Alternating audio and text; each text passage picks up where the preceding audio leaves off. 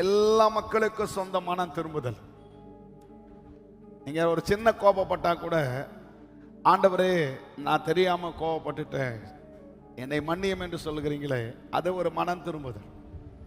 இன்றைக்கு இந்த மறுபிறப்பின் அனுபவம், மனம் திரும்புதலின் அனுபவம் இன்றைக்கு யாருக்கெல்லாம் இருக்கிறதோ அவர்கள் பாக்கியவான்கள்.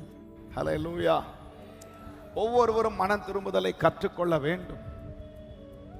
எந்த குடும்பம், எந்த தாய் தகப்பன், எந்த பெற்றோர்கள் அவர்கள் குடும்ப ஜெபத்தில் இருந்தாலும் சரி, தனி ஜெபத்தில் இருந்தாலும் சரி, ஆலயத்தில் இருந்தாலும் சரி, அவர்கள் மனம் திரும்புதலை கற்றுக்கொண்டு மனம் திரும்புதலின் படி ஒவ்வொருடைய வாழ்க்கையை ஆண்டவரின் பக்கமாய் திருப்புகிறார்களோ அவர்கள் பாக்கியமானவர்களாய் இருக்கிறார்கள்.